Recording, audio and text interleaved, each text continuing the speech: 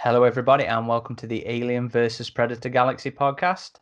This is regular host Aaron Percival, And this is co-host Adam Zeller. and you are listening to episode 114. And this one ended up being a bit of a surprise guest. I teased it on, I think the last episode actually. I teased it on a Stalking Shadows review, and it's one I've been. I would say it's a year in the making actually with me being spam boxed. But yeah, this is one I'm really looking forward to, because if you've been listening to this podcast for any length of time, you will know how much Adam and I love Predators, the third film in the series, and how much we go to bat for that. You know, we were fighting with AJ on the retrospective episode a couple of episodes ago. So any chance to talk to somebody like our guest today is one that really gets us excited. So I would like to welcome.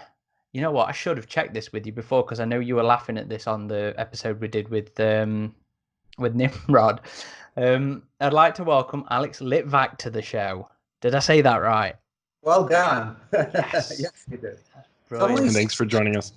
Amazed in how many ways it can be butchered. I'm terrible with names, full stop. I always worry when it comes to reading out names. Anyway, Alex is one of the two writers of Predators. So that's why he's on the show. That's why he has Mr. Black on his background, if you're watching this on YouTube. And yeah, so first things first. Thank you for giving up your time to come and chat to us today. Before we do start nerding out about Predator, can you let our listeners and our watchers know about who Alex Litvak is and what he's been up to since Predators? First of all, thank you for having me, guys, and thank you to you, and thank you to everybody who's watching and listening for being a fan. So a little bit about me. You guys know this. I actually wasn't born in the States. I was born in Russia during the Cold War. My family immigrated to the U.S. in '91, and I was always one of these nerdy kids who just loved reading, loved watching movies. When they asked me in first grade, what do you want to do? And some kids say, I want to be a princess, or I want to be an astronaut. I said, I want to be a writer.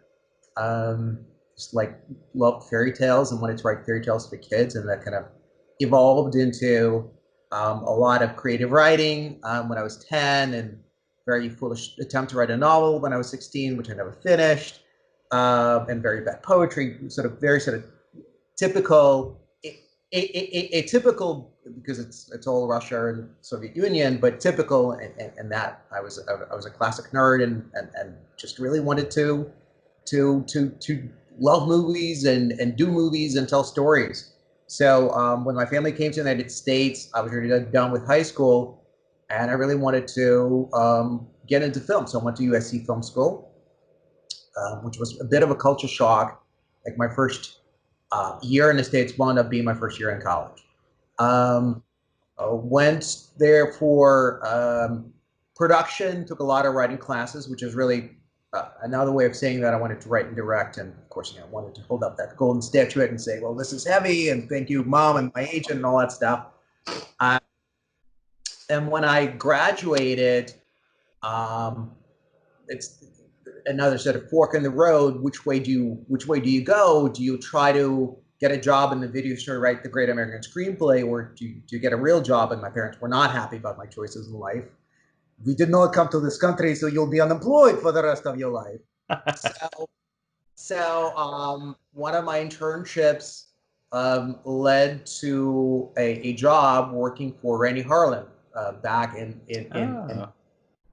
this is he was in post on Cutthroat Island, the movie that was going to start a mega successful pirate franchise, which basically destroyed pirates for the next 15 years. Yeah, so it was Rennie when he was still married with Gina, had a production company, was developing what at the time was one of my favorite scripts, Long Kiss Goodnight, and sort of as a tangential connection to Predator, Shane Black is one of the biggest inspirations on my writing. Whenever I teach writing classes, I always talk about how the importance of voice, the importance of a perspective, the importance of bringing in your unique spin to the story, and everything I learned about that, I learned from that guy. So, but anyway, so took that job thinking I write on weekends, didn't realize it was a choice of a lifestyle, really. And for the next 10 years, and that's going to be an important part of the story, me being in a box. For the next 10 years, I worked for a succession of various production companies and studios. Was at 20th Century Fox for 2.5 years, which is where my first contact with the Predator franchise came in. And then finally switched to writing in 2005. So it was kind of a weird moment in time where after 10 years in the business, the company I was working for went under. So a bunch of people got laid off. And at the time, I just realized I kind of hated what I did. It was sort of the equivalent of wanting to be an adventurer, an explorer, but first let me get a job working for the travel agency and figure out really how travel works. So I felt like the reasons why I chose to defy my family and go to USC, that kid that loved stories, that was not the guy that I was, going to the office every day and working with writers, directors, yes, which was tremendously educational, but it was really living out someone else's dreams rather than building my own. So I thought, well, look, if not now, when? I wrote my first script since film school, and lo and behold, it got me an agent, and it sold and led to other things. And so that road that would eventually take me to Predators. And now what I've done since then, Predators was my first movie that got made. The second one was Three Musketeers, which ironically I wrote immediately after Predators, and that got made the following year. With Paul Anderson as well. You know, AvP's Paul Anderson. That's right. And since then, like highlights, Mike and I worked on Masters of the Universe for a number of years. And it's unfortunate, it doesn't look like that project will ever see the light of day as at least not as a live action film. But we worked on that for a few years at Sony. We sold kind of this big reimagination of Treasure Island to 20th Century Fox. Then we kind of parted ways and worked on our own for a while. And we've reconnected. We sold a script last year called Versus to Universal. And they're in talks with the director we were all very excited about. I can't talk about it yet, but hopefully will be announced soon. And we've actually sold another spec last week, which will be announced the following week also. Another sort of big idea action genre script with another big director attached. So, well, congrats on that one. Yeah. Thank you. So just continuing telling stories. Oh, and I have a movie coming out on Disney Plus. It was first foray into kid space, which is called Secret Society of Second-Born Royals, which is sort of X-Men meets Princess Diaries, I guess. And that's going to drop one.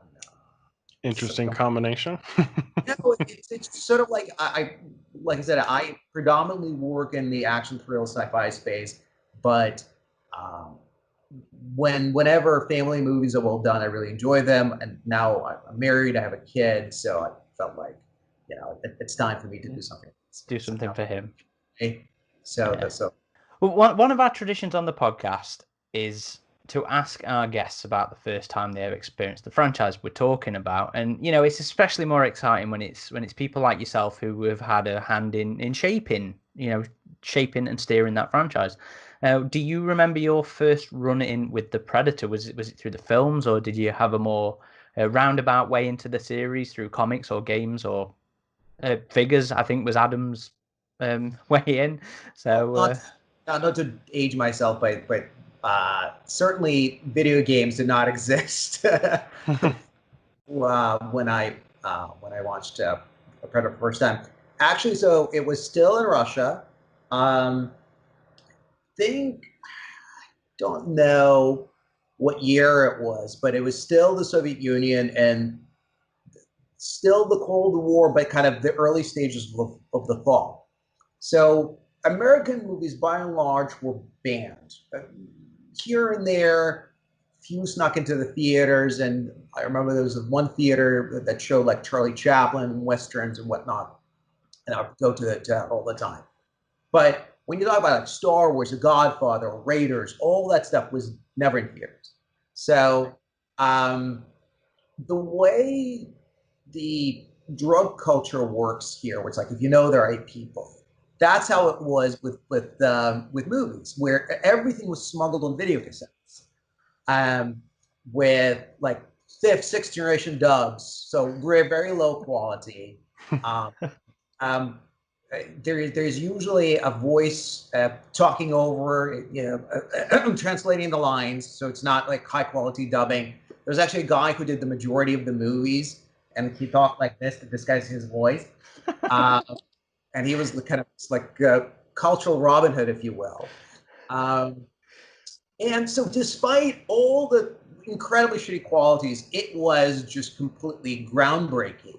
I remember, slightly off topic of Predators, but on topic of sci-fi, watching Star Wars for the first time. It was actually Return of the Jedi. It was the first one I saw in black and white, because the wasn't working, and it was all black and white. I was like, oh my god, this is amazing.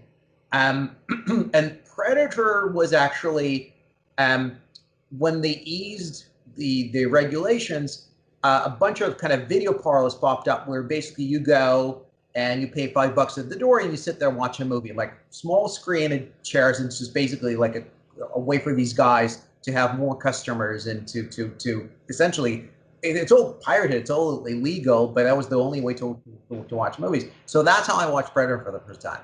Um, and actually, I remember having some trepidation before I saw it, because the one genre I just don't really connect with is horror. Like I just don't like torture porn. I don't like people being mutilated. It's not me.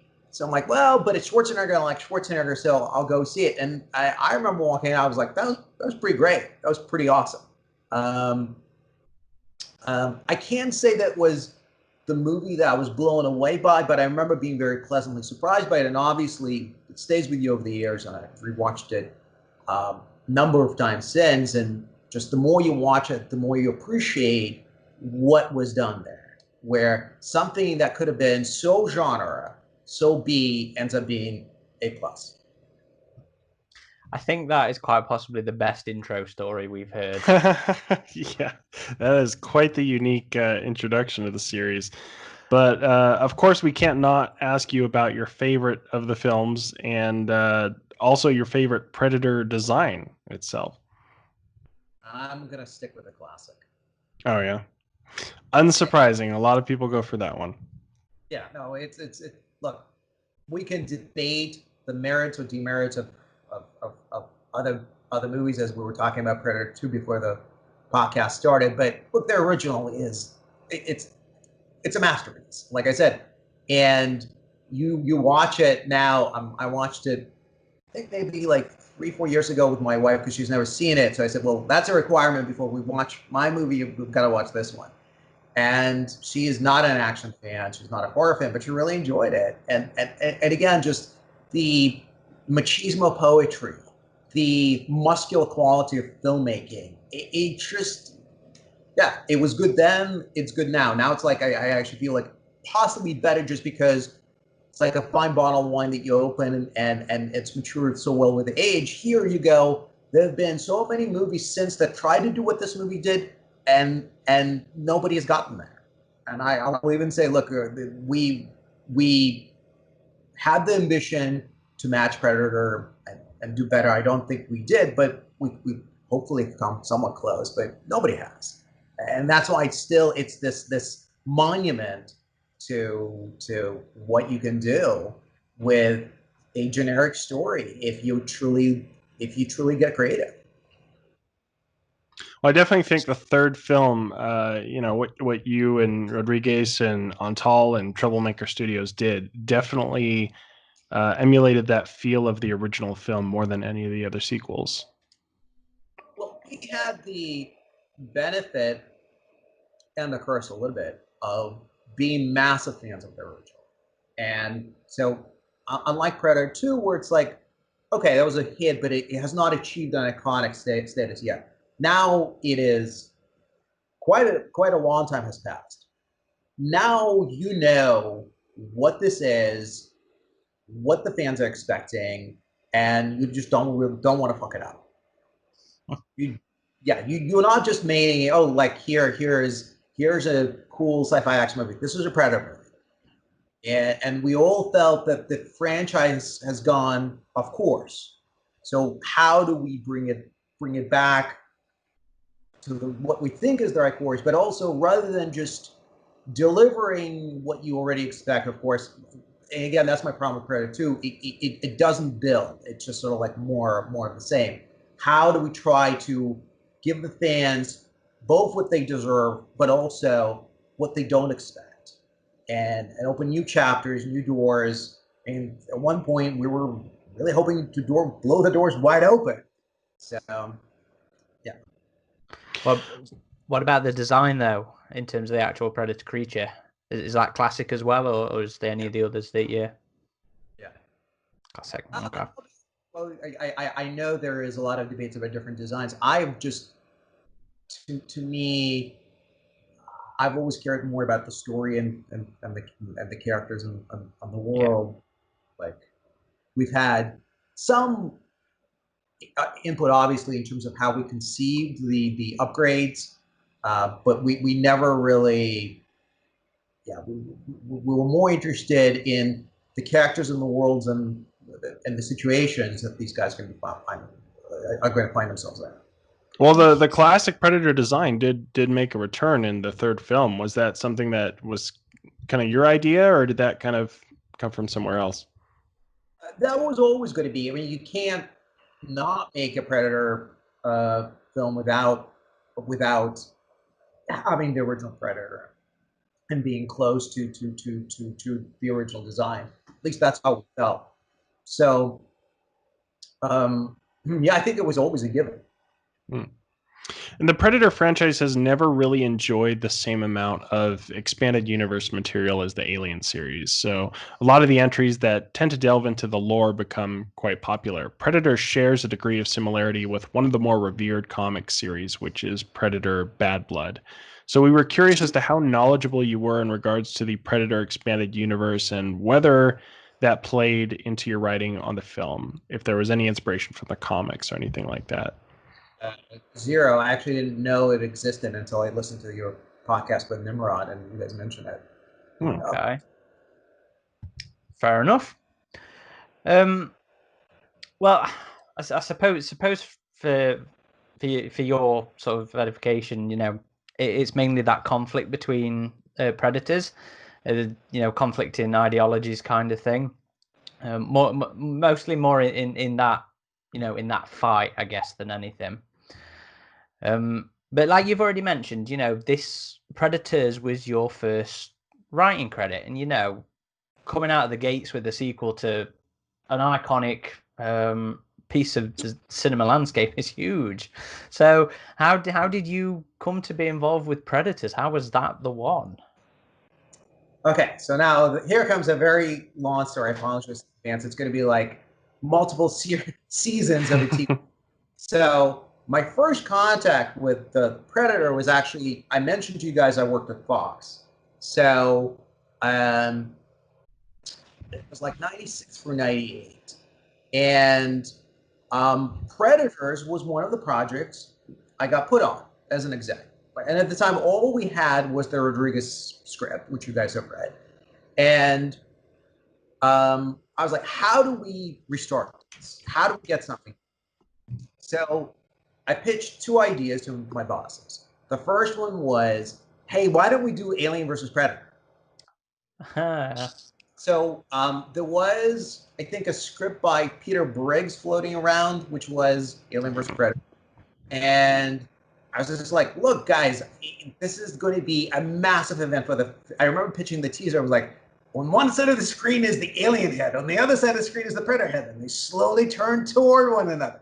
So the problem was this. And it was a non-starter at the time because we were making Alien Resurrection. So everything was riding on the success of that movie, and it underperformed. So it was like, oh, we are not making another Alien movie. And then because Predator 2 was a disappointment, the feeling was, well, you can't really make another Predator movie without Arnold. And Arnold was not, for whatever reason, not gettable at that moment in time. So that kind of went away. And the other idea was, I said, well, why don't we try to go after Arnold and try to get him? And I pitched an idea, and I said, look, I can get a writer to write this. There's so many fans out there. And the idea was, what if we make a direct sequel to Predator, which the first one was not, which is What Happened to Dutch. So, and the idea was, Dutch is now has been mothballed because the whole thing has been classified. It never happened. So he is effectively has been drummed out of the military, and he lives some sort of a life in exile, so to speak, either doing some menial jobs, or maybe he's in prison on trumped-up charge, whatever that is. So another Predator ship crash lands somewhere, and instead of going to the jungle, it was anything from it crash lands in the water, so it's more of an ocean setting, or it crash lands somewhere in the mountains, so we're now in the mountains, but it's some sort of hard to access location. So now the powers that be come to him saying, Dutch, all right, so we need you because another Predator ship has appeared, and think of all the tech that we can access, think of all the technological leaps and scientific leaps that we can make. Come with us, because you are the only one who faced this creature and lived. So reluctantly he says yes. So it's now there's a new group. It's kind of this new elite group of commandos, and now he's older, they're younger. He's been out of circulation. They're very cutting edge. So he's sort of the odd man out. So they all go there, and he's not in command. He's like more in advisory capacity, like Ripley in Aliens. So they all go there. They get to the ship. They blow the hatch, and there's a whole fucking team of Predators just waiting there for them, because you realize what the whole thing is. It's been a trap to get Dutch. So now Dutch is the prize prey, and the reason they showed up again is because they're hunting him. So now it's a total kind of this executive decision type fiasco where the team is largely massacred. There are few survivors, and Dutch is now pitted against the team of the not even the upgrades, but just like the Predators who've come specifically after him to hunt him. So that was the idea. So again, yeah, kind of interesting, but you really need to get Arnold, and Arnold is, for whatever reason, deemed ungettable at the time. So fine. So that idea goes away. Did that not even get broached with Arnie at all? Then was that just at an executive level? As far as I know, and look, I remember talking to John Davis's company about it, to my boss at the time. And I remember broaching it with a couple of writers saying, look, if I get a green light and they say just hire a writer, not a lot of money, I will come to you guys. So, no. And again, you have to look at it through the lens of Predator 2 didn't work, Alien Insurrection did not work. So there was just not a lot of appetite for either franchise. And also, I think the genre of filmmaking at the time was not as valuable or respected as it is today. So that goes away. So that's the end of that check. Now, cut to now, I guess 10 years pass, and I'm now a young writer. I just finished my first script. I am being courted by all these various agencies. It was between Endeavor, CA, and WME. I'm going to all these meetings. There's a lot of driving. And I don't know how. Just an idea pops into my head of, hey, you know what would be a cool Predator movie is if you come to realize that up until now you've only met one variety of predators, but there are other clans, other predators. What if there was a predator who hunts predators? So literally within seconds of that, my brain was just lighting up like a Christmas tree, and I was going, oh wow, that is so cool. And I'm about to pitch you guys what kind of what the core idea of it was, but basically I was like, that is a great idea, and I am a writer who hasn't even. I just wrote my first script. I haven't even sold it, so what can I do with it? But I remember talking to one of the guys who wanted to sign me. He's like, "What do you want to do?" I'm like, "I just have so many ideas. I want to do another Predator movie." And he's like, "Oh, great." So anyway, now I write this. I sold the script. I have this career doing stuff, but so that idea just sticks in my head as like just something that I really want. I have no idea how to do it. It's like, you know, having a great idea for a Star Trek movie or Bond movie. What are you going to do with it? So, but it sort of keeps going. Now, okay, we're cutting from 2005 to 2008. All right, yeah, 2008. So 2008, this idea kind of gestates, and I have a full pitch now, and I hear that, you know, there is some interest at Fox to revive the franchise. I said to my agent, great, you got to get me in there. I have an idea. I have everything is like mapped out. I want to pitch in this idea. So I went and met with the guy working for John Davis, and the pitch was this. So now you're somewhere in the jungle, and a spaceship lands. And you're like, oh, great, it's a Predator spaceship. You expect a Predator to come out. But what comes out of it is a human. What you come to realize, it is an alien planet. It's a jungle on an alien planet. And you're actually in the future, and the hunting party that showed up to this planet is a human hunting party.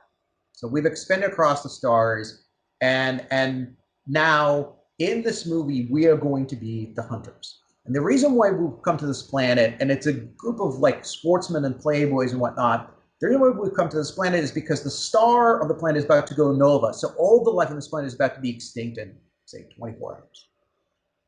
So you're going to hunt species that nobody will ever hunt again. So this very wealthy, well-equipped group shows up, and leading them is our great hunter character. So it's sort of Michael Douglas in The Ghost in the Darkness, the guy who's like hunted across the galaxy, hunted across the stars, but now he feels like he's about to become extinct himself. Like he has more in common with his prey than with these assholes that he's leading. So you get into that. And by the way, as you can see, one of the things I wanted to get away from is Dutch. Hence the reset at the time, because I just remembered from Fox that whole like, oh, you can't do it without Arnold. Well, okay, so it's future. It's let's just put Dutch aside for a moment and just focus on the school predator versus predator. So okay, so here's our hunting party led by this as I said, our great hunter character. Little do they know that another ship has dropped from orbit on the other side of the planet, on the other side of the jungle, and it's a predator ship. And of course, they're there for the same reason, because they're here to hunt this tremendously valuable, about to be extinct prey. So the first act of the movie is you're tracking two hunting parties on a collision course.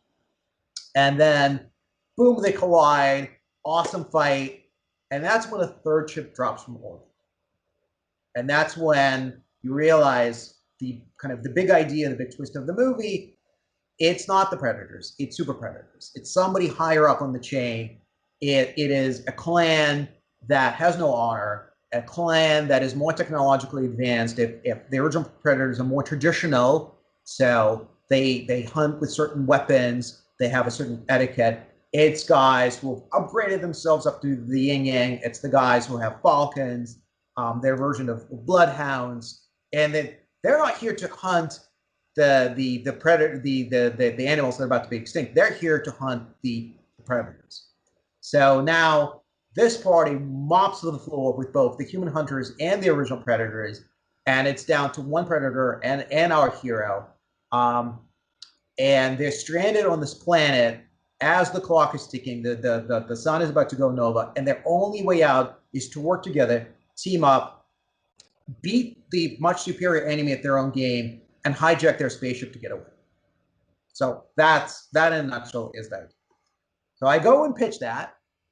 The response is, okay, it's all kind of cool, but you know what? can't do the future, can't do Alien Planet because Predator is fundamentally a terrestrial franchise. All the prior movies have been set on Earth, so we've got to do it on Earth. I said, great, let me come back. So pitch the same story, but now it's present day. And instead of an alien planet, it's a valley in India that is about to be flooded. So again, the clock of a natural disaster, the species native to this valley are about to become extinct, all that stuff. Pitch it, never hear anything back. So it goes into the ground. 3 months later, Mike and I sell Medieval, which is the script we're really kind of most known for. And it's sort of 300 meets Usual Suspects. It's this sort of crazy carnival of carnage with Vikings and ninjas and Shaolin monks and all that stuff. The whole script is another story on its own. But we sell it in a massive bidding war. It was the biggest bestseller of that year. And it just completely changed the trajectory of our careers. So within weeks of that sale, we are at Fox because they want to talk to us about stuff.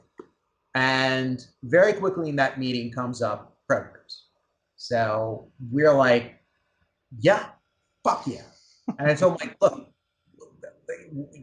I don't know if they'll go for this take, but we have everything already mapped out. And this idea of super predators is something that I've been passionate about for years. So Mike loved it. So we're locked and loaded.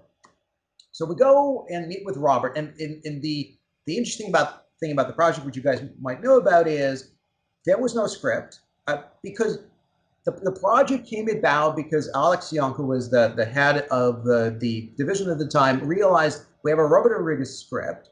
So that's a natural way to involve Robert, who has become a very prolific filmmaker. So his name means a lot. Nobody was like, okay, now we have to really use the script. It was like, look, let's use the script as a jump off point for creative conversation. And I got to say, to Robert's credit, he was never like, well, in my script it was this, and so it was just Robert's going to be involved. He's not going to direct. He's going to produce, and we want to hear what you would do. So we go meet with Robert. Could not have been more gracious, and we talked about what was in his script, and he was just like talking about ideas. So. And I remember we sent in a document which had 2 takes. One was the future idea that I talked to you guys about, and the other one was, do you remember this now? It was a take involving the worst of the worst, which would become the element of Predators. I think it was this. It was both takes, by the way, were very much. It's Predator versus Predator. That was our big idea. We knew that was going to be what's going to separate us from all the other writers. But so the future version was one idea. The other idea, I believe, was present day, and it involved the Dirty Dozen assembly of characters, like mercenaries and criminals, who all have to work together to survive. And I'm blanking now a little bit on what the particular aspect was. I don't think it was because they're brought to an alien planet, but that one was set on Earth. But it was that idea, which was the pivot from Predator, where it's brothers in arms, soldiers. So it's people who are not heroes, who are not soldiers, who are predators in their own right. So we send in these 2 takes. That gets us the gig. We beat out several other writers who were in it, and then what came back was like this whole idea of space in the future, not so much, but we love the idea of the rogues gallery. We love the idea of the worst, and sort of and obviously the Predator upgrade. So that's where it sort of became. But I think that's actually, now that I look at it, maybe the idea of the alien planet, which was in Robert's version, and was also in one of the versions that I talked about, that maybe that's where it all meshed together. Because really what happened is we just started pulling from all these different ideas that we've been experimenting with over the years, and ended up with kind of like this hodgepodge of elements, which is alien planet, upgrade, and the worst of the worst, which became the foundation for the movie. Okay. So that is a very lengthy answer too. Oh, they're the best answers. What were those early conversations with Robert like? Like, did you come aboard with him already knowing where this new version of Predators was going, or did you both kind of deconstruct his draft and start from scratch? Very much the latter, because look, there is we knew that we wanted to do something new, right? Which his script attempted to do. We knew that was too expensive, and we knew that Arnold as a lead was not getting it. So we had to have a different lead.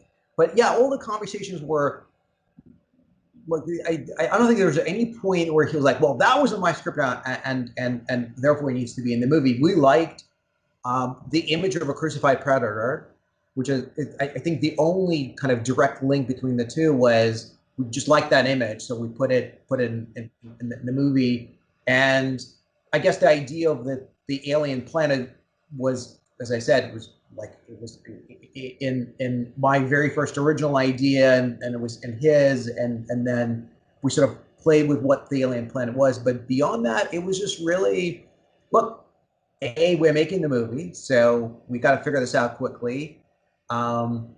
B, let's make it cool. Let's make it exciting. Let's not disappoint the fans. Had you had the opportunity to read it then before you actually started working on your own incarnation? Did you already read Robert's draft? Yes. And yeah. Yes. Okay. I read it years ago at Fox, and then they send it to us again. I believe so. It's just saying, hey, just read it so you guys know what we have, but don't be beholden to it. Yeah. Yeah, it's interesting to me in Hollywood when you have just a merging of two different ideas that have kind of been in the minds of different filmmakers for a while. Another sci-fi movie I really like is called Pandorum, if you've heard of that one. And Paul and Paul's producing partner, and Paul was involved with that too. Never seen it, but I know these guys well, and I know the project. Yeah, but that project very much, the story came about in a similar way, in which I believe it was the director and another writer had two different sci-fi ideas, and they kind of merged them into one hybrid movie. So that is cool that you were able to take your script and take Robert's script and kind of create this new, completely original script that incorporated ideas from both. Oh, actually, you know what? I think I remember. Sorry, going back to the takes that got us a job. So I think the first take actually was possibly employing Schwarzenegger and Schwarzenegger being teamed up with the worst of the worst. So and them being used, Schwarzenegger being used as a decoy. But again, that's where I remember that specifically the worst of the worst idea. The studio was like, well, like there was a lot of, you guys clearly had a lot of ideas, but the one we loved, other than the upgrades, because that was like just everybody was like, yeah, that's happening, that's a given. But the one that the second idea that they loved very quickly was the rogues gallery. It is one of the more interesting aspects of the film, as well, is this idea of everybody who just has no relationship with each other or are predators in their own rights. It's fun to watch, and I imagine so much fun to write as well in terms of interactions. And the idea was that you want to create a group where any one of these guys could have been a star in their own movie. And we even, this is kind of jumping ahead in the story, we started like, how do we create homages to iconic characters? So Cuchillo, whose name means knife in Spanish, he was supposed to be Machete. Nice. We said to Robert over the course of the like, we want to write the part for Danny Trejo because we want to have Machete versus Predator. He goes, it will never happen. Never happen. We're like, but can we write? He goes, sure, but it will never happen. And it's exactly what we got Danny Trejo. But yeah, so Hanzo is, like, I know where the name came from. It came from Hitori Hanzo, because we're like, okay, this great Kill Bill. Bill, this great sword master. That's the guy. that finds his way on the planet. So it's really, as I said, we wanted to make you feel like it's not like, oh, it's a bunch of guys with cannon fodder. It is stars of their own anti-hero movie who could have dropped in, and they did. I don't know these ever saw the light of day, but Robert had us write a bio for each character, and they did something for like EPK from behind the scenes where they talked about each character. So now the newer Predator films have been cursed a little in regards to early drafts. So early drafts of Predators leaked and early draft of the Predator leaked. So people got their hands on these early takes on of the concepts really early on before the film came out. And the draft we got from you, from Predators, dated 12th of July 2019, 2009. 2009, sorry, was actually your second take on the film, so it wasn't the first draft. Now, before we start talking about the incarnation that we got, could you tell us about your first and how that differed from, the direction the film eventually took? All right, so that's another great story. So we get the job. So now let's resume the chronology of it. So we send in this document with 2 different takes. We get the job. We fly to Austin for several days.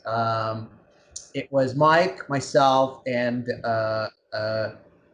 Drew Cravella, who is another unsung hero in this project. He was our day-to-day at Fox, and I have to say the movie does not get made without him. Alex Young obviously was the one who set it all in motion, so he gets massive credit for it. But the one who just, because the train was moving so quickly, and you just needed to make very quick decisions. Drew was the one who was making sure that they were getting made. So it's 3 of us. We go to Austin.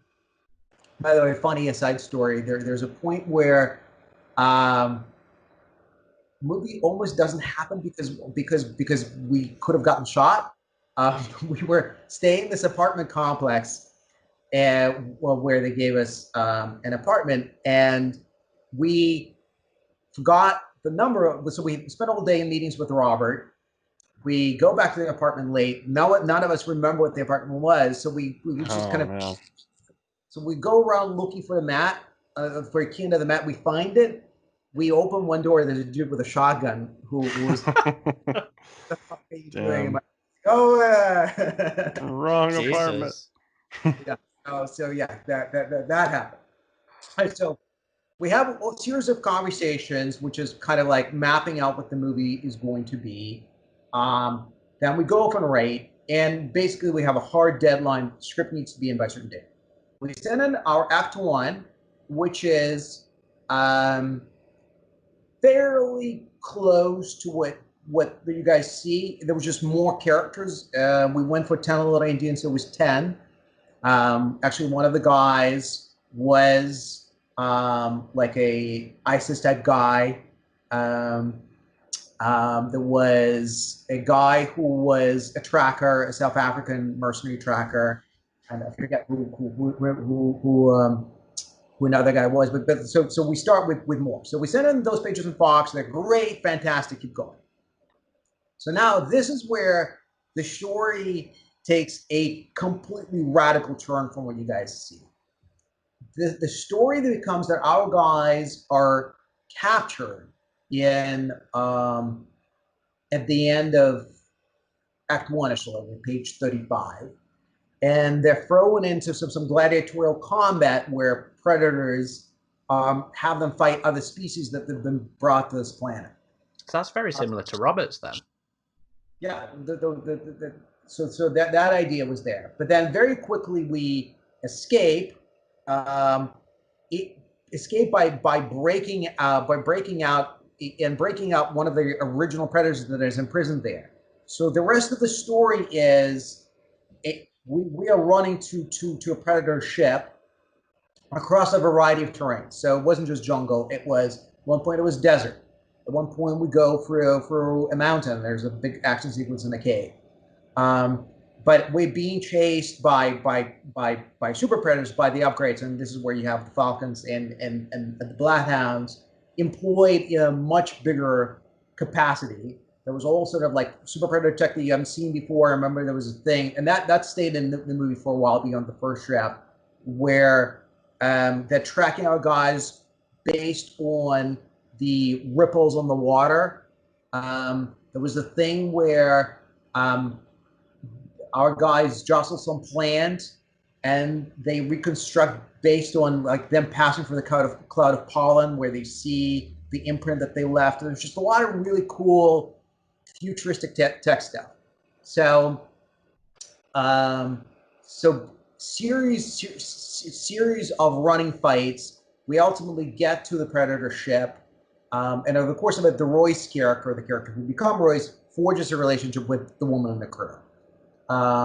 So then there, and also Predators in it. Like you actually forge a relationship with a Predator who, and we like the idea that it's a creature that is sentient, that can communicate, that has honor. So no lengthy conversation, but he would have a line here and there, or a gesture to cue us into his state of mind. And so it's like the equivalent of take it in Predator 2, like moments like that where you feel like you're getting to know this creature. So you get to the ship. The remainder of the posse shows up. Predator dies there, gives his life to allow our guys to escape. The woman gets captured by super predators. Our guy takes off. So that's when he does the sort of the noble thing, the Wild Bunch turn, where he comes back around, lands the ship at the Predator compound, liberates the predators who are held there. And the final action sequence, and I swear to God, this is like my biggest regret that this never saw the light of day, is it's a Braveheart-style Predator battle between two clans, with our guy putting on the Predator armor and leading the originals against the upgrade. And so that like to this day is just like such an awesome, amazing sequence. And then he wins and he becomes the chief of the Predator clan. He becomes. So we do all this. We send the script to the studio, and we were so psyched about it. And we knew it was expensive, yes, but we felt like, look, guys, we wrote it big, but there's a way to scale it down. And what has happened over the course of it, Nimrod gets brought in while we were writing. And Nimrod has different versions of the movie in his head. So very quickly, basically, the conversation becomes, guys, this draft is not working. It's to this, it's to that. We got to start over. And now we've burned all this time because remember, like the movie's supposed to come out. So basically, you're tasked to write a brand new script in 10 days. Oh man, 10 days, God. Right. So when it turned out Fox wanted to explore a different direction, I mean, what was the next step for you? Had they given you some direction and it was a case of refinement, or it sounds more like you just gone back to the drawing board? Well, there was a case of refinement in the first act because largely they were happy with Act 1. Again, it ended up being vastly scaled down of fewer characters, but like at least it was a big rewrite, but it's not a complete discard. And then everything beyond that was a complete discard. And again, I think what it was is we just had greater ambitions. We felt like let's give the fans something they have not seen before. Let's go for broke. And we knew, as I said, that was probably too expensive for what they wanted. But we're like, you can discard all this stuff, but like just the idea that we loved, and the one idea that I wish we kept was the notion that the guy puts on the Predator armor and becomes a Predator himself to fight superior Predators, and of course some version of a team up. So, but I, when Nimrod gets brought in, like I said, he had a much different version of the movie in his head, and really the thought was, look, we got to stick to Predator work. Let's stick closer to what the original movie was, with the addition of the upgrade, the alien planet, and the worst of the worst. So those are the marching orders. Now go write the script. So they gave us offices at Fox in the basement, and for the next 10 days, we were there just doing insane hours, just like churning out pages. The final state, I remember hearing the 4th of July fireworks in the basement of Fox. The final thing, we had to pull an all-nighter. The Nolan story, which you're going to ask me about later, is directly sort of linked to the pace in which the draft was written. And yeah, it was just, it was, I would say, the closest to screenwriting combat that I've ever gotten. I remember there was a point in the movie, no, not a point in the movie, although it felt like a movie. There was a point toward the end where Mike and Nimrod almost got into a fist fight, and I'm just like between them trying to pull the because like everybody's losing their mind. Like you're going. This is now day 10, bare sleep, immense stress because if we don't deliver this time, the movie's over. Everybody's done. Everybody's fired, and Mike was chewing tobacco at the time, so he has like a massive, I don't know if you can see my hand, but like basically like good 10 cans stacked up on the desk that he went through over the course of 10 days. We stink because we haven't showered. It's just bad, and I can't even remember what the fight was about, but like there was a point where I'm like, somebody's gonna end up dead, and I'm gonna have to help somebody bury a body. So intense in far more unusual ways. It was like a moment out of Predator. We're just like trying to survive in this jungle of screenwriting. And then we send it off, and thank God that Stu responded positively. Obviously, that they had notes, but it felt like, okay, the skeleton of what they want is there. So now let's go. Yeah. So that's the story of the first draft. I kind of miss seeing a full scale Predator conflict. I think that's one of the things that the final version and the Predator sort of missed a little bit, was just taking that fight and making it bigger. So I do miss the notion of that from yours. Look, I think it was some of it was just budget. I mean, Yeah. they really felt like we're making it for a number. We like the idea, but this conflict between Predator and Predator cannot be front and center. And the other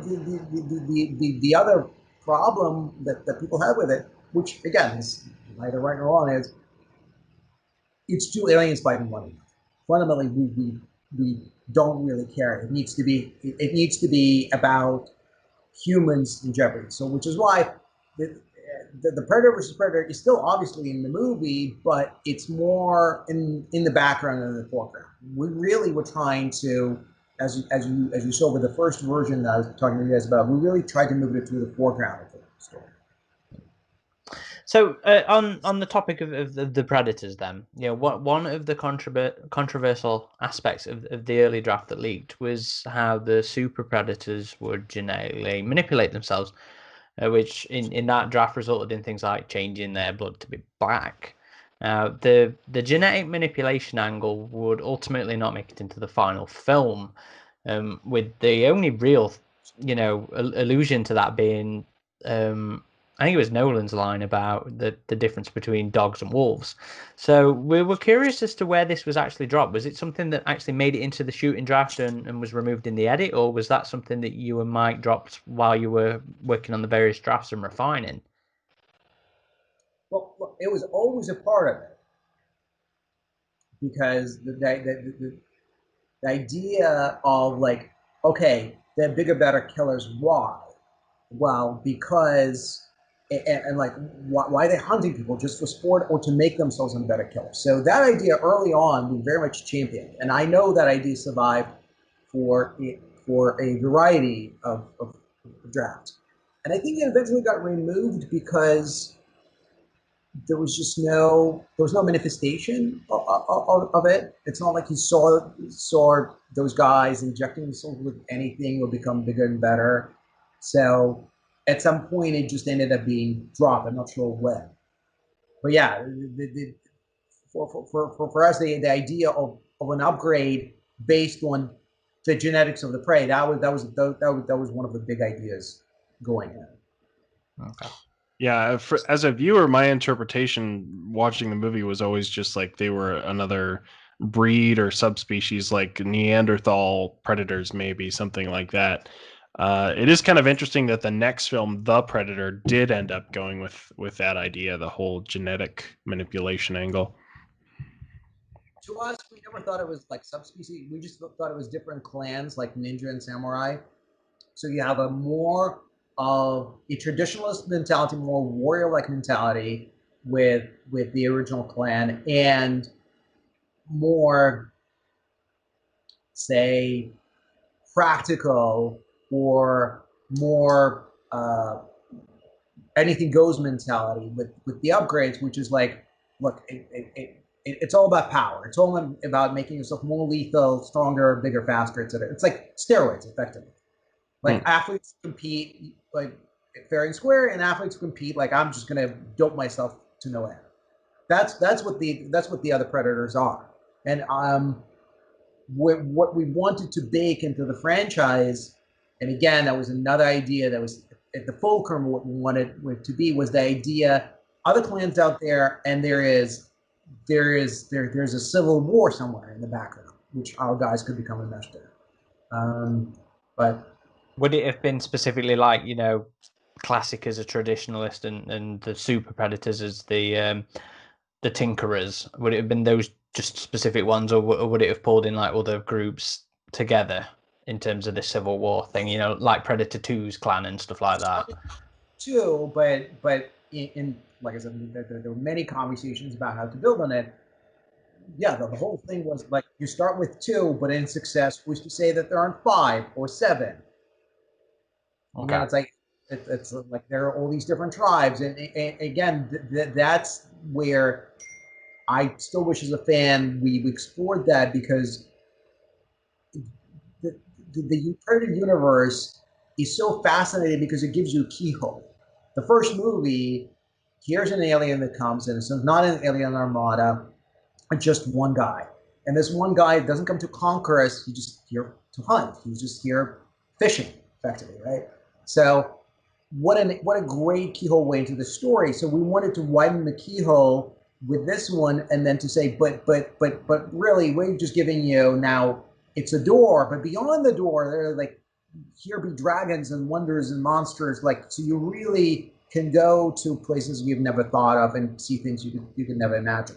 And I think in trying to compress it back to the keyhole, we've kind of lost some of that old stuff. I was wondering, in your mind, the classic Predator, did he kind of come to that planet on his own and ended up getting captured, or do you think he was kind of kidnapped and dropped on the planet just like the human characters were? It was never discussed. No. So Okay. I probably, if you were to press me on this issue, I would say probably wasn't kidnapped. Probably no. I really like. Again, we just thought that he, of course, he would be there as a prey to be hunted. No, actually, of course. Well, see, his ship is there, so he must have come there. As we now unpack it, yes. So he must have come there because his ship is there. Gotcha. And moving on to the human characters, we always found Royce to be a very interesting lead. You know, he's not your traditional protagonist, and we don't even learn his name until the very end of the film. Can you tell us about the conceptualization of Royce? Did you find him difficult to write? No. So, all right. Again, this was a big thing that we wanted to go for. Dutch is a leader of men. Dutch is like, leave no man behind. He is a soldier. So what's the opposite of that? The opposite of that had to be mercenary. The opposite of that had to be a guy who is cynical, disillusioned, a former version of Dutch, if you will. We always thought of Royce as somebody who started out from the good place as Dutch, and then shit happened, and now he is a version of Jason Bourne, like a man, either a man hunted or a hunter. There was a number of different openings that we did for him. The original we pitched was him being dropped, but the studio was said, well, can we get to know him more before this? So of course we went and wrote a bunch of different versions. There was a version where you saw a bunch of guys, soldiers, being hunted, and you think it's Predator, but it's Royce. He is the one who is hunting and killing soldiers in some foreign country. There's a reason why we describe him as like a Steve McQueen face, because we were like, Steve McQueen, that was his specialty, playing these anti-heroes. There's a reason why he has only one name, because like I love the Richard Stark novels with the Parker character, the professional thief, where it only has one name, Parker. So like that's where that came from. So his voice was just really easy because it's a guy who doesn't joke a lot. It's a guy who doesn't fraternize a lot, and he's a survivor. He doesn't want to be a leader of these guys. He sort of becomes a de facto, but he's all about survival.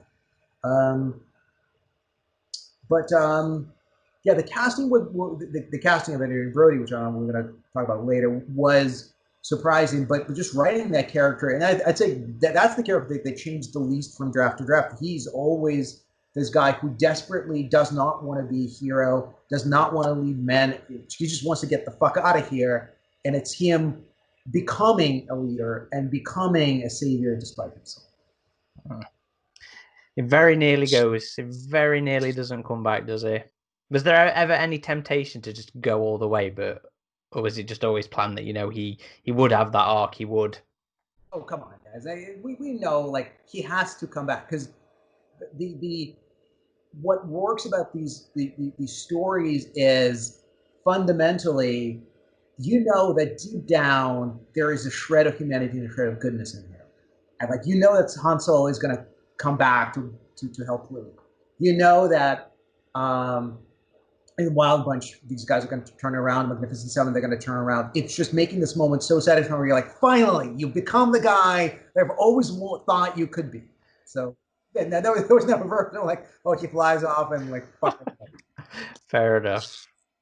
So the character of Edwin and the casting of Topher Grace was another element that we found particularly interesting with Predators. Now, I've always thought he was a really fascinating concept, but personally, he's the one character in the film that I'm not overly convinced with in the final product. So can you tell us a little bit about the thinking behind his character and how you feel about the finished effort? Well, so that idea was that's one of the characters that survived in the first draft. I think it was Mike's idea, and I got to say, I think it's pretty fucking genius. Because, okay, putting yourself in the mindset of, okay, so we're going to do something different here. And of course, you're going to have your prototypical soldier, and we have our sheriff soldiers in this thing from different special units from different countries.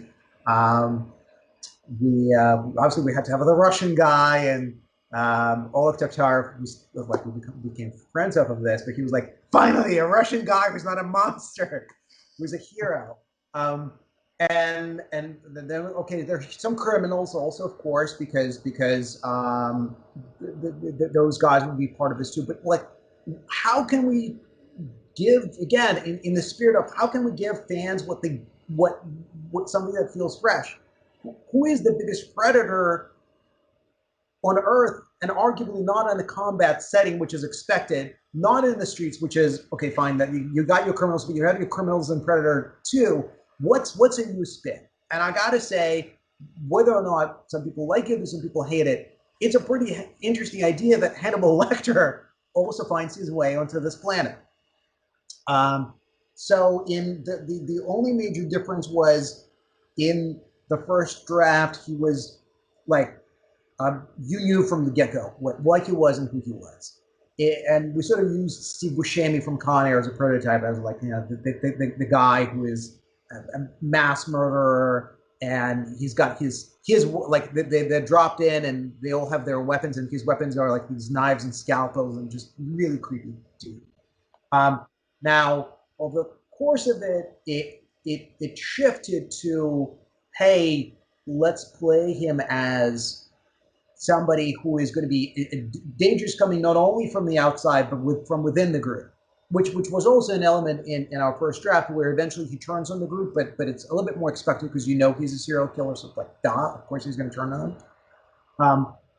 But their idea was, it's a nice guy, and he's going to turn on the group. And there, I have to say, again, execution aside, and like other people hate it, the notion that there is a predator embedded among predators, and he's like a chameleon hiding in plain sight, and everybody's carved up. The super predators, the original predator, our guys, and here is somebody who is quite possibly the most dangerous of the lot because you don't see him coming. I think it was a really interesting idea.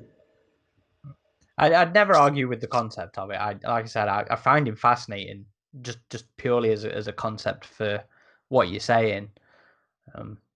My problem's just in the turn, in the execution. But I honestly wish they would have kept in the deleted scene between him and Royce, where Royce was skeptical of why he was there.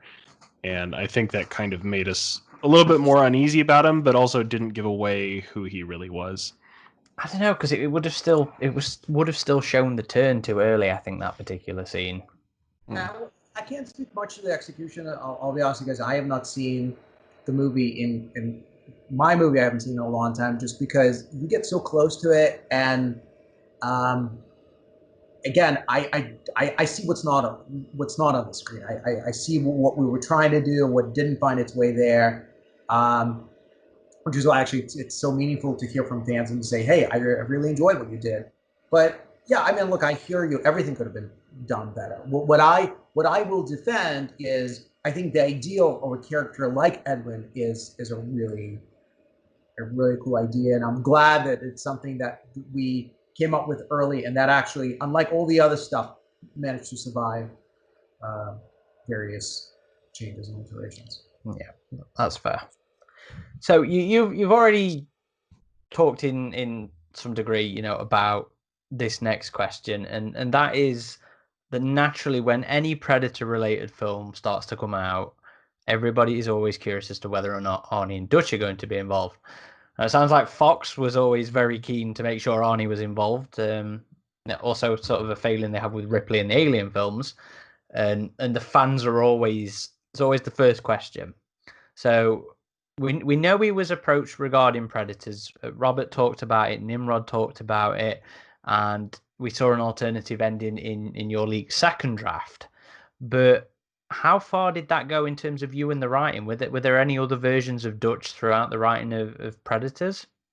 Yeah, it was actually. So obviously, there's the one that you are aware of, and that's. I have to say that was. I so wish that happened, because I remember us talking about it, and we're like, if this happens, and I remember saying this to Nimrod, if we're in the back of the audience in Westwood on the opening night and Arnold comes on, the whole fucking theater is going to stand up and cheer, because and now he's the Predator War Chief. Like, how awesome is that? So the other idea, there was a draft where the Nolan character became Dutch, where I don't know why Robert said, well, maybe we can actually get him for like a more serious part.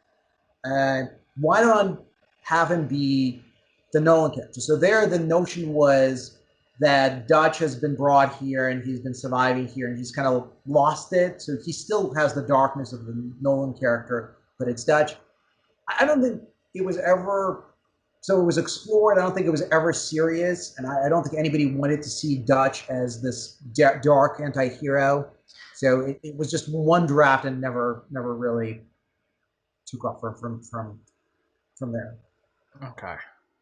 So I'm struggling to remember here. Was Nolan in? Yeah, Nolan was in that second draft, wasn't he? He was, but so this is now third or fourth draft, probably fourth, where what it was, it's like we find Dutch, so he finds our guys, takes him into the compound, and then tries to rob them and kill them because he's a survivor. So it was still all the moves of the Nolan character, just Dutch, and with kind of more of the backstory of Dutch. And it was tried for one draft and never really went beyond that. Would he still have? Did he still get killed and blown up and everything then? Right, and he gets killed much like the Nolan character gets killed, which is another reason I think like it was an exploration, not a real attempt. Whereas with the cameo at the end, yeah, everyone was like, yes, let's try for that. That was more of an exploration, like do we like it or not? And it's just something that Robert wanted to try. And again, maybe he's like, well, maybe Arnold wants to die in the movie, something like that. But I don't think that draft was ever shown to. That I do. Fair enough. So is that the story regarding Nolan that you were alluding to earlier, or is there a bit more? No. There's a whole other Nolan story. Okay. The Nolan story has to do with, so I go back 10 days, we were working on Parallel Quest. So in Nimrod's mind, the movie that he wanted to take was just a relentless pressure cooker where like it starts, it doesn't stop. I'm like, great. But when we do a first pass of the script ends up being, I think, 67 pages. Ooh. Very short. Yeah. It's like 70 minutes, isn't it? Right. Because like, if it's just, because a lot of the stuff was like, look, we don't, I love the pressure of the original. We want to keep it going. And as a result, a lot of the dialogue stuff we wanted to do, he's like, no, it's got to move. You say 2 lines, don't say 5. So it's like, so as a result, we end up with this 67-page script. We're like, remember, it doesn't work. He's like, yes, you're right, it doesn't work. So now we're all scratching our heads in the 11th hour, trying to figure out how the movie needs a slowdown. It needs a moment where they're in relative safety, where we can also explain some of the stuff that has happened. And Mike, to his credit, that was another Mike idea. He goes, what if they find a survivor? And I was like, what are you talking about? I didn't get it at first. And then what you talking about, I was like, oh, so when you're talking about, I remember I said, so you're talking about Robinson Crusoe? He goes, yes. And then it all started clicking where it's like, oh, it's Robinson Crusoe, the guy who's been stranded there for a very long time. And what thematically, what appealed to me was, I remember I said, well, why don't we make him into Dark Mirror of roles? I'm a big fan of these Dark Mirrors, like like Batman and Rosa Guliel's mirror, like it's vengeance taken to extreme. So it's survivalism taken to extreme. So it's a guy much like Royce, but now he's been here for whatever number of years, and it's all about me. It's all about surviving at any cost, which is what he turns into. So Nimrod liked all of, so we presented this to Nimrod. He liked all this, and when we went and wrote it, because fundamentally, when you think about it, the Nolan section, like, it's very modular. You can lift it out of the movie, and it wouldn't have any substantial repercussions on the story. It just that there's some character themes. There is, and this is when we talk about their different clans and all that stuff. So we kind of get into the mythology, which we desperately wanted to do. But when I met Lawrence Fishburne, and I gotta say, very early on, even I think over the course of their writing of it, the Fishburne idea was thrown out because Nimrod worked with him before in Armor. And he goes, I can get Larry Fishburne to do it, I think. So when I met Larry Fishburne one night, I said to him, do you know why your character is in the movie? He goes, why? I said, because we couldn't make the font any bigger.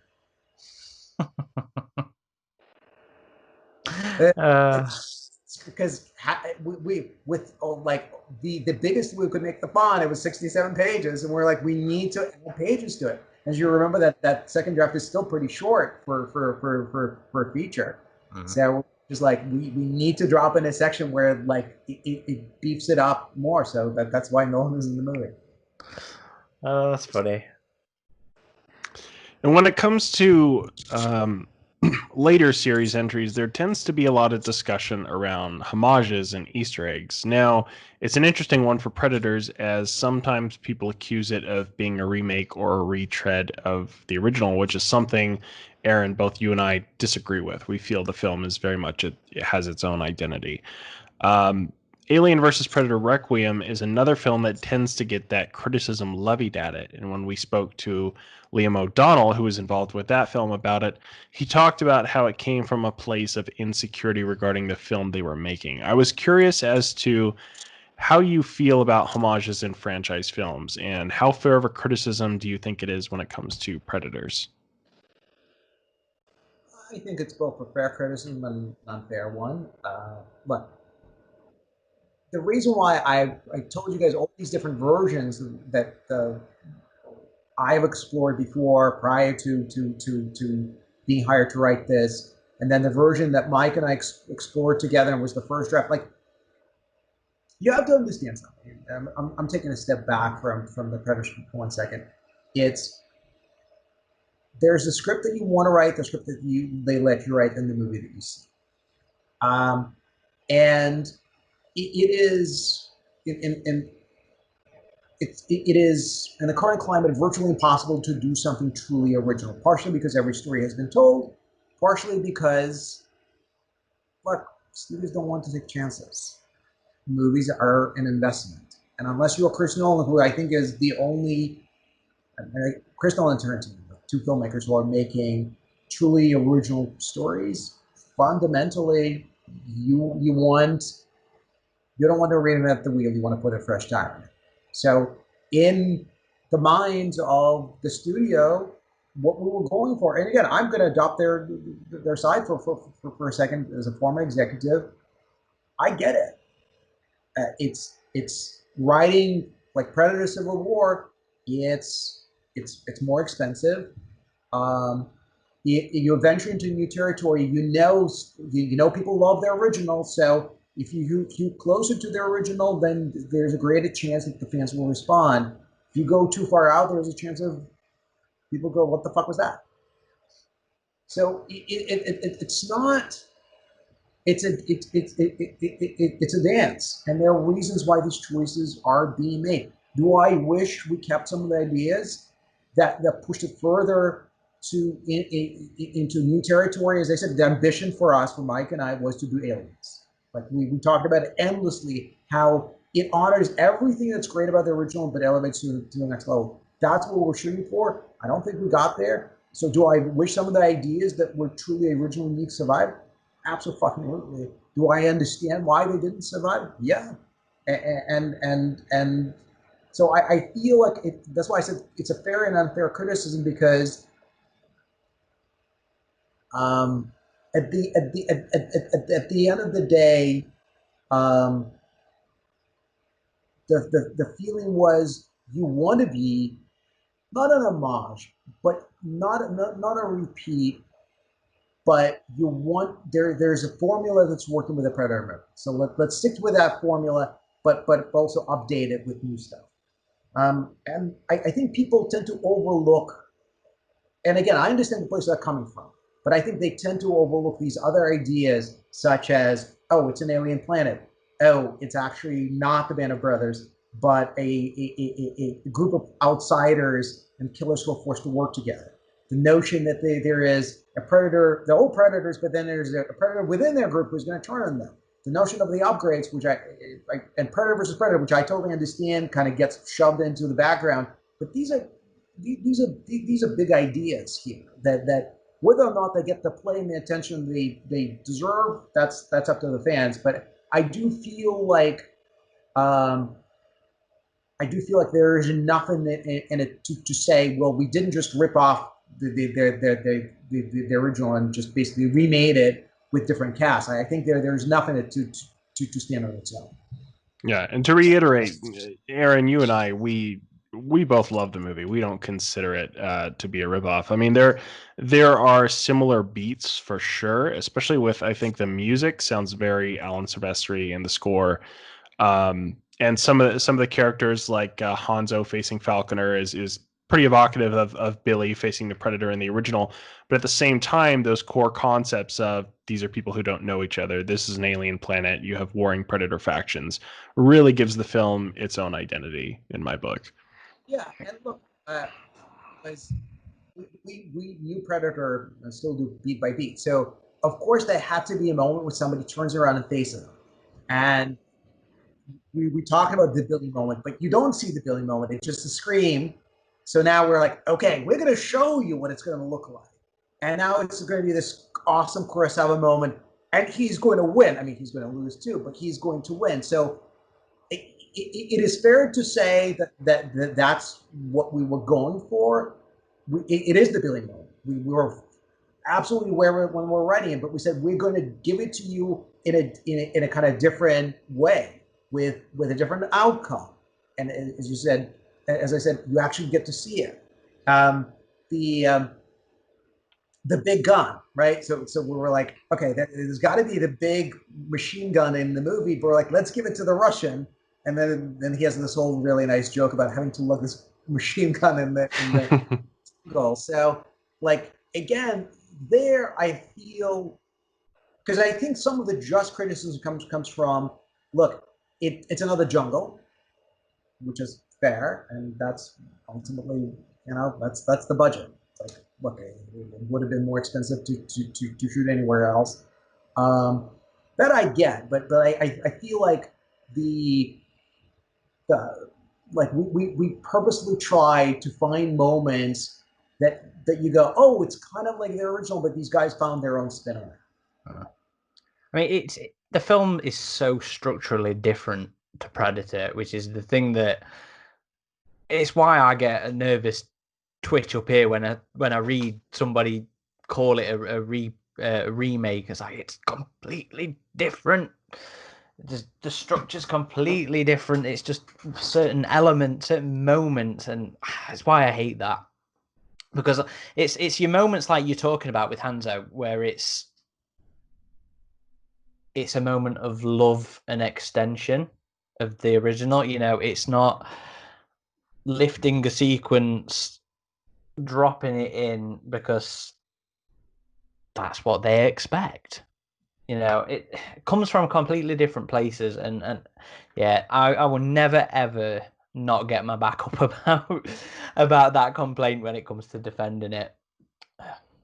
I think even the setting of the jungle was unique for the film. I mean, the location scouting was very strong in how they were able to merge the locations of Hawaii and Austin, Texas, in the way that they did. And I mean, if you knew what you're looking for, you can tell, oh, that's Austin, that's Hawaii. But still, to most viewers, the transition between those two locations was very seamless, I thought. So it doesn't look like the jungle of the first movie. It doesn't look like a South American jungle. It looks like its own unique setting for this story. And even like the things like those weird rocky areas with the pits and the water pits, that kind of thing gives it a visually distinctive appearance to the first one as well. Another one of our favorite aspects of Predators is the introduction of the river ghost creature. The idea of other extraterrestrial prey was introduced in Predator 2, though originally planned for Predator, but it was something that Rodriguez featured heavily in his original treatment, and it was an element that we're glad made it into your version. Could you tell us a bit about the conception of the river ghost, how, if at all, he changed over the course of development, and if you had further ideas for him that existed outside of the script? First of all, I didn't even know that the name was River Ghost until I listened to the Nimrod podcast. I think we talked about like the stick bug or something like that. No, it was really just the idea that there were other things on this planet. As I said, that was in Robert's draft. That was in our first draft. We just always loved the idea that this is the preserve. So humans aren't the only prey there. But no, I don't think we ever had a real story behind them.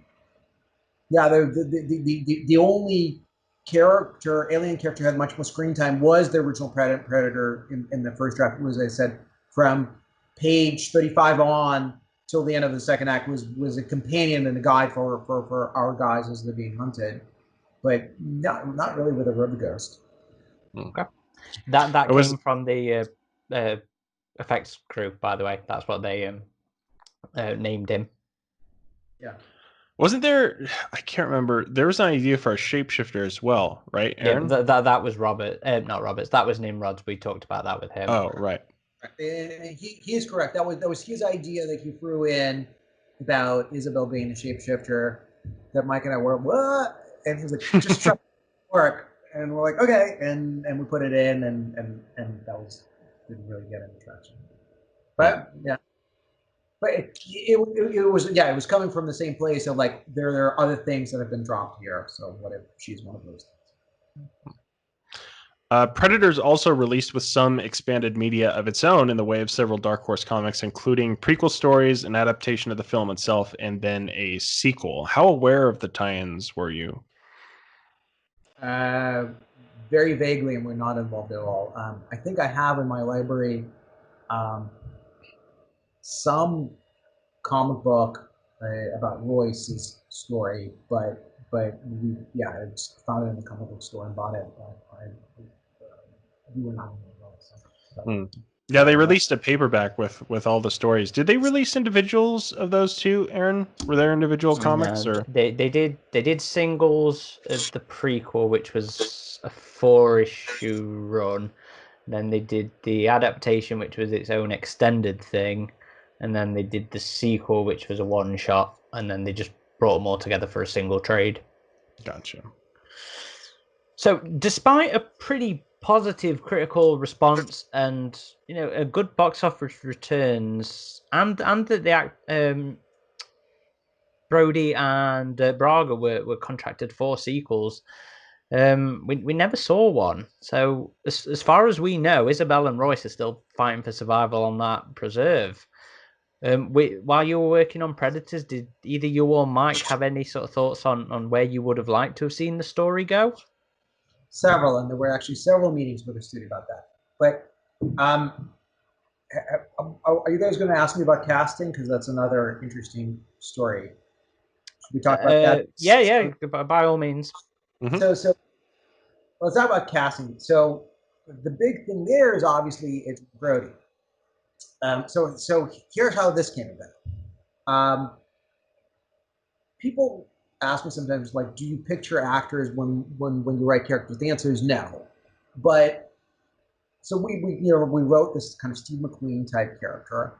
But in our internal conversations, when we were talking about who would be a good Royce, we had two actors in mind, which was Vin Diesel, strictly because of Pitch Black. We're like, well, he gave us kind of a human predator. But we thought, well, there's no way he'll probably want to do it because he's got Pitch Black. But the other guy was Jerry Butler because of 300. Okay. Leonidas versus Predator. That would be cool. So lo and behold, his agents were interested for him. But he wanted way too much money. And so that was a non-starter. But like there was in some alternate universe, there is a version where Jerry Butler is Royce, and it's like I said, it's Leonidas versus Predator. So now here's how the whole thing came about. So they started casting the movie. The first stop was Clive Owen because of Robert's relationship with him on Sin City. Clive Owen passes. Then they go to Jamie Foxx. He passes. Then they go to Michael Fassbender. He passes. Oh wow, that would have been weird. Well, again, this you have to rewind the clock. This is to 10 years ago. So, so we got 3 passes, and meantime, the production is moving forward, and I believe they were casting other parts, but we still don't have our Royce. So what Adrian came about because they offered him the Topher Grace part. Because they're, oh yeah, you're going to be the weird serial killer dude. He's like, no. I want to be the McQueen guy. Because literally, there was a line in the script, like he's got a Steve McQueen face. And I was like, no, I want to be that guy. And that's when the conversation started. We weren't preview to it. This is kind of secondhand. It's like, wait, hold on a second. Well, if we're not going for the expected, we're going for the unexpected. What about a guy who does not have the physicality of Arnold, who's kind of leaner, smaller, but you know what? He can move, and And it was the whole thing was like, okay, shit, he's got an Academy Award winner. He's a real actor. What if you got a real actor play this part? So I think it was a combination of A, we just needed somebody because the movie was getting made, and two, it was like, well, hold on a second. If we're going for different, this guy is very different. And I remember Mike and I were like, well, no, like next is a conversation. It's Woody Allen versus the alien. Like what are you guys talking about?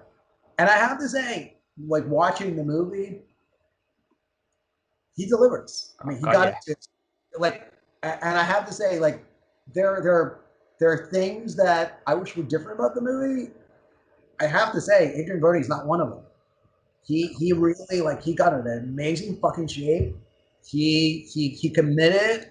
He has the right look, like, you believe that this guy is a killer.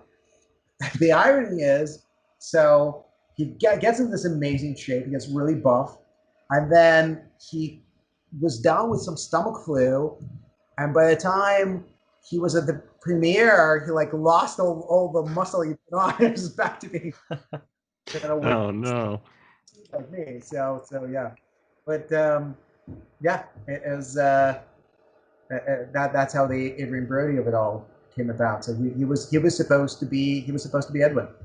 Oh, that's so interesting. And the idea of Vin Diesel, I think, is a fun one as well, because that matchup is something that a lot of people tend to, you have your fan arguments of who'd win in a fight between such and such and such and such, and Riddick and the Predator's one that we see crop up quite a few times. So that would have been an interesting casting thing. Yeah. That never really, like I said, that was just like something that Mike and I talked about, and we talked about Pitch Black as like this kind of prototype of here's the character who is a hardcore, a killer survivor who makes a turn, so all that stuff. But the one that was sort of interesting was just, we were huge fans of 300. 300 inspired us to do Medieval, and then we could have had Jerry Butler. Like I said, CA was like, makes offer, but he wants $5 million. And Fox is like, $5 million? Fuck you guys. There's no way. That's funny. And let's see. Okay, so wait, sequels. Now we can talk about the sequels. So yes, so the movie comes out, and not a very favorable spot for a genre movie, like middle of the summer, but shockingly does really well, especially on the shoestring budget that the movie was made for. And everyone was like, fuck, it worked. Like, despite all the struggles that we've had, it worked. So what did we do? So we went in, and there was a series of meetings, there was a series of takes. So the first take was, we went into Drew Corvello, who, as I said, was kind of the unsung hero. And by the way, like, everybody's up for it. Robert was always up for it. Nimrod was up for it. But we had to get the studio on board first. So we met with Drew and pitched him this idea. So in the sequel, now this is with Royce and Isabel. They're still on the planet. They're still stuck there. And they keep dropping more people, of course. And the opening of the movie was that somebody new gets dropped, and a predator shows up about to kill this person. Boom, the predator gets killed, and it's Royce and Isabel showing up saying, welcome to the resistance. All right, so now they have their own little tribe on the planet where they're surviving, they're being hunted, but they're also striking back, so you kind of establish where they are. So, and you also establish that Royce and Isabel are incredibly valuable targets, because if these guys are all about the genetic upgrades, right? They want their DNA.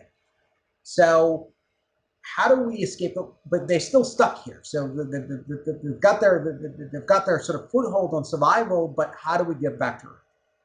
Well, there's only one way. We got to get on their spaceship. So at the end of Act 1, Royce and Isabel and their guys, their crew, so to speak, are captured by super predators on purpose, because they allow themselves to be captured, and they're brought to their ship that they use to funnel people into this planet. There's got to be some sort of big transport, which we were like, okay, so now you get to see this transport. So now these guys break out, our guys break out, And what the movie is, it's Die Hard on a Predator ship. Oh wow.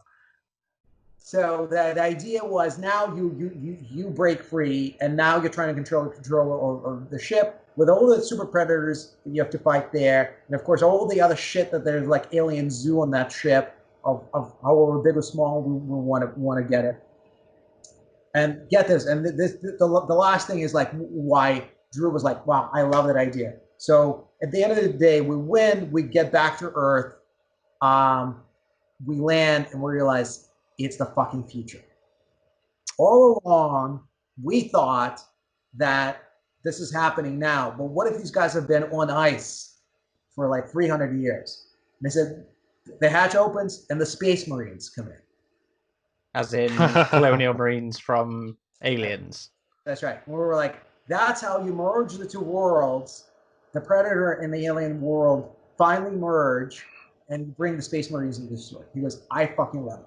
So that was, and we just kept waiting for him to go and say, go write this. And I can't speak to that, but I guess some stars never lined up, and so that version never got off the ground. So now, cut to, we did not give up because we were like, we just love this world. So then we went and had a series of conversations with John Davis and John Fox and Matt Riley, who was the exec at Fox, about like, well, okay, so what would it take to get another Predator movie? Say it's not a direct sequel. So what I just pitched was a direct sequel. But what if it's just kind of another way into the story? So we pitched them the idea of what happens when, because we knew that Fox really responded to the idea of a kind of big Predator ship. What happens if the Predator ship crashes on Earth and basically all the stuff that it's inside a Predator ship kind of spills out? And what you have is a guy whose family is, I think it was a U.S. Marshal, whose family's trapped in kind of this area. So he goes in to rescue his family while all the predators are basically rampaging and hunting prey in the middle of the city. So it was kind of a big Jumanji type version. I believe it may have been also like some crucial component of the ship was missing, and the predators were trying to recover it. But so that again, John Davis got behind it. Matt Riley was interested in one thing or another. Stars never aligned, and then they ended up going with Shane Black's version. So Whenabouts was this second pitch? I think it was because I remember we heard like he likes your idea, but he's in the process of playing out a director. So it was like super early stages of the Predator. So once he got Shane Black, and Shane Black said, I got my own idea of how to do a Predator movie, they were like, bye, and we went with that. That's interesting that both one of your drafts and Shane Black's film would try and connect it to the Alien universe. I don't know if you had heard about some of the unused endings that they shot for Shane Black's film, but they introduced some of the Alien characters at the end. Yeah, I did not hear that.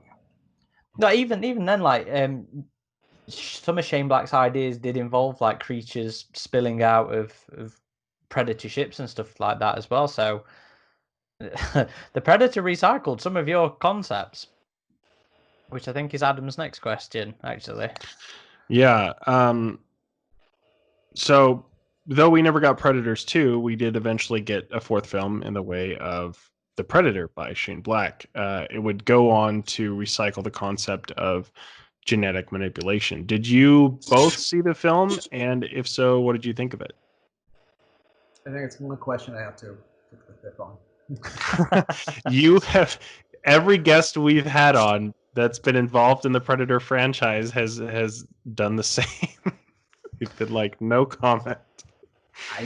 I can only say that I have nothing but tremendous respect for Shane Black. I wouldn't have a career if it wasn't for him. So he's absolutely my idol, but I can't really, speak full-heartedly about the movie. So I'll have to take the call. I actually want to. I want to know if, while working on Musketeers, you and I was going to ask the Anderson, same question. Yeah. Did you and Anderson ever talk about his time on AvP at all? Not really, no. Simply because that was another situation where Paul was in the middle of Resident Evil, and they had a script by Andrew Davies, which I read, and I was like, they wanted me to punch up the action. I was like, guys, I love Three Musketeers. I want to do this, but I can't just punch up the action. It needs everything. It needs character. It needs, like, you can't do the same Three Musketeers you've done before a million times. And there was, but I ended up taking the job and kind of flew to Toronto. Of course, I came up with what kind of this whole idea of how I want to do it. And that when I pitched it to Paul and Jeremy and Robert Colzer, they're like, okay, well, if you can write that very quickly, then go for it. And I basically wrote the brand new script in the course of 16 days. So it was another situation like Predators, where it was kind of written very quickly because there was another project going with Baz Luhrmann, I think, at Warner Bros. So they were racing a movie.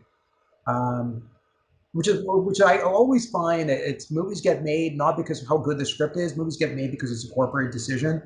So they were like, look, as long as you don't fuck up, we're making the movie. So, which is to say, all my conversations with Paul at the time were very Three Musketeers oriented. And I wish there was kind of more of a conversation about his AvP experiences. I'm sure he has many stories to tell.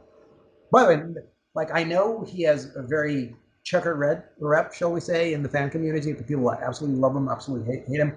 I have nothing but great things to say about the guy. He's an absolute sweetheart.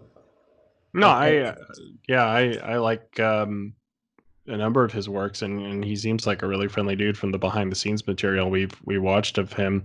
Event Horizon is still probably my favorite film of his. Yeah. I hope that. Sorry, go ahead, Alex. No, I was just saying, I'm not a horror guy, but I love it. So well. I'm hoping something comes of the is it the Fright Factory? Yeah, they're looking. So there's a new Event Horizon collector's Blu-ray coming out this fall, and they're looking for that mysterious lost footage of all these extra scenes that he filmed of the hell part of the movie that was a bit too extreme for the studio's taste. Yeah, the orgy of blood, which I rumor has it that footage is lost forever, but maybe. Yeah. Well, that is actually everything from Adam and I, but we do have some questions from members of our Alien vs Predator Galaxy community. Now, this one's only come up because of some questions, some comments that Shane Black made. But first up is our member Stitch, who would like to know what year you envisioned Predators as taking place. Well, that was always left to interpretation. As I said to you guys in the sequel, it was we wanted to toy with the idea that you think it's the present simply because everybody's from the same time. But what if they've been on ice for 300 years and Super Predators said, oh yeah, we want to do like a 90s style until it. So it was just always left to interpretation. Okay. So no thoughts on it after the fact or anything? It's that just... No, I mean, like I said, when we're working on it, I think everybody's kind of assumed, including us, that it was taking place present day. So I guess 2010. So that people had some knowledge of the events of the first movie, but also there was some distance from it. So yeah, I guess the original mentality was 2010, and then in the sequel were like, well, but what if it's not? Okay. Well, interestingly enough, didn't someone who worked on The Predator say that Predators takes place after The Predator, right, Aaron? Well, that's when it all sort of became a question. Was Shane sort of? I think he said that, and that Predators was just well in the future. Hmm. That's why people wanted to know now. Also, our community member Superior Iron Man has some ownership questions. He'd like to know who the preserved planet and the ship both belong to, Berserker Predator or the classics. Now, I think you mentioned earlier in our interview here that the ship was classic ship, but I think we had talked to one of the art designers of the film who had said that that was meant to be the Berserker ship, and maybe the classic Predator had just hacked it to take control of it or something. Yeah, I think this is sort of, I can only speak to what was in Mike's mind and my own, which is we thought it was the Super Predator planet and the ship was Classic Predator ship. Gotcha. That's kind of what I had originally thought as well until we had that quote from the I think it was the Alex art Toda. designer. Yeah. Kradan would like to know why Crucified was crucified. Was there like some specific crime he committed, or is that just what the Berserker Predators do to their enemy predators, to the classics? Again, this is just our perspective. In our mind, that's what they do to the classics. This is what they do to show their superiority. It's kind of a mockery of them then. Correct. And again, what in our mind was, and this is going back to kind of the extended universe, or like behind the scenes, we thought that there was a planned war going on, and so really, it's not just about the hunt. It's different philosophy, different culture, different aspects. So it's just basically to and I keep calling them super predators somebody because that's what they were in our original thing. It's like you're looking down on somebody from the evolutionary chain, from a place of superiority, which is like he's not just captured, he's crucified. And next we've got two questions, both along the same line and both from community member Syl. He would like to know, which was your favorite scene to see up on the big screen? There were a couple. So three come to mind. One is there is a moment when Roy says, "Here's what they're doing," and Isabel says, "How do you know this?" And he looks at her and says, "Because that's what I would do." And I remember that moment watching the movie for the first time, and he just nails it. Because this basically he's saying, because I'm a hardened killer, and because I'm a monster just like them, and that's what I would do. And he just nails the delivery. I was like, yes, that's like, if always as a writer, you direct movies in your head, and he just nailed it so perfectly. Where it was as good, sounded as good on the screen as it sounded in my head. So like, love that moment. The other moment, ironically, is so there's a moment where Isabel says to him, "What's your deal with? What made you so fucked up?" So the story of his answer is this: we wrote some speech, which I remember being quite good, where he talks about something, whatever happened, and so that's obviously not in the movie. Apparently, they were going to shoot the scene just as we wrote it, and then Ellis Braga found this quote from Hemingway, which is in the movie, and he talks about once you've hunted men, you can never be free of the rush, or whatever he says. I don't remember the exact quote. Just that it was by Hemingway, and it was so awesome. And Mike and I were like, whatever we wrote is not nearly as good as that, because it just spoke volumes about it's Hemingway. It's this archetypal hunter, and this guy's intelligent enough to read Hemingway. So just love that. And here it's a complete departure from what they did, but it's the spirit for what we were going for, just made better. And the third moment is It's a line from Walt Goggins' character. And by the way, like we love that Walton Goggins was in the movie. I'm a huge Shield fan, and I remember when we were writing the movie, we found out it's Walt. We're like, okay, we're gonna give him the best lines in that. But they brought in Jimmy Vanderbilt for maybe 2 weeks to punch up some stuff. He didn't see credit. That's why his name is not on the movie. But some of my favorite lines, especially the one I'm about to mention of his, so I can't take credit for it. It's when Walt Goggins goes, "When I get out of here, I'm gonna do so much blow and fuck so many hookers," and it was just like always gets a huge laugh, and that's a Jimmy Vanderbilt vibe. Yeah, that was a fun scene. You've just made me remember that we've completely forgot to ask you about you actually getting to see the film. You know, did you go to the premiere, the Texas premiere? You know, what was it like? You know, attending that first showing. Yeah, well, and there were two. I remember Mike and I went and saw the first 10 minutes of the movie because we were just so freaking nervous. Um, and we just there was a screening. There was a big premiere, so we went and saw the first 10 minutes, and then we snuck out of it, and then we saw the movie for the first time, the later show, which was the actual premiere with the audience, and yeah, it was look, it was an interesting experience because we're seeing everything for the first time.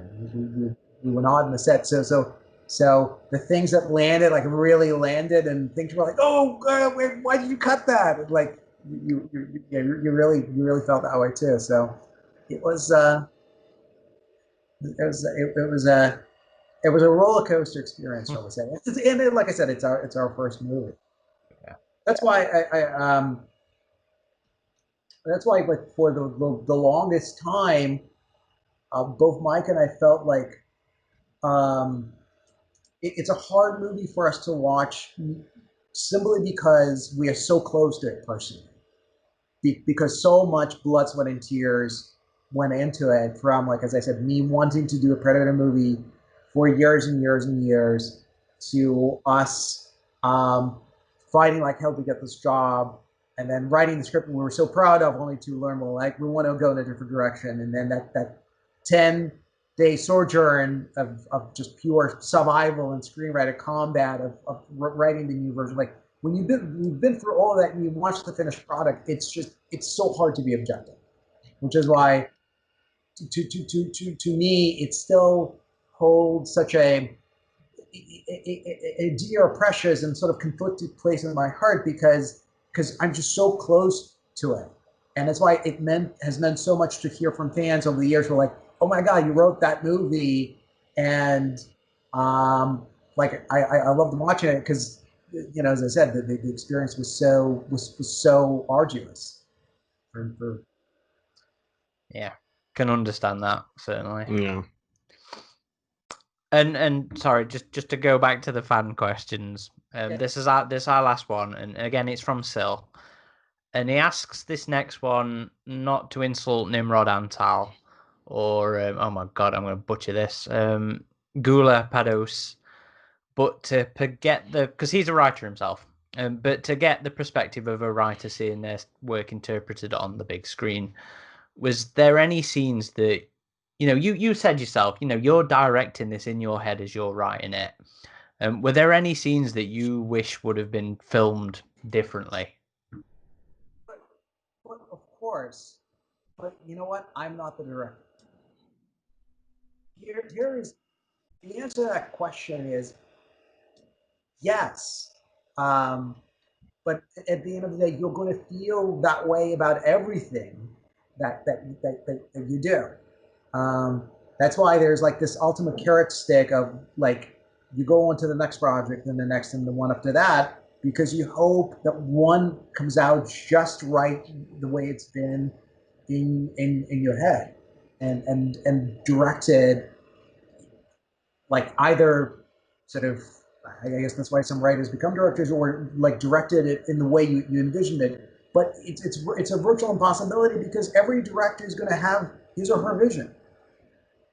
So, but yeah, I mean that's why I find it so hard watch the completed work now. So the third movie of mine is about to come out, and with both Three Musketeers and this Disney Plus project, because it's not your first, you're kind of more used to the experience, and that's why Predators again was so emotionally raw, and that's why you felt so deeply the highs and the lows, because there was no, it's like your first relationship, it's your first girlfriend, like the love was so pure and the heartbreak was so pure. And that's why when I talked about the moments that I loved, when Adrian said that line, because that's what I would have done. It was just like clicked exactly how I wrote it. So like he snatched the image from my head and put it in the screen, and yeah, that's why it still stays with me.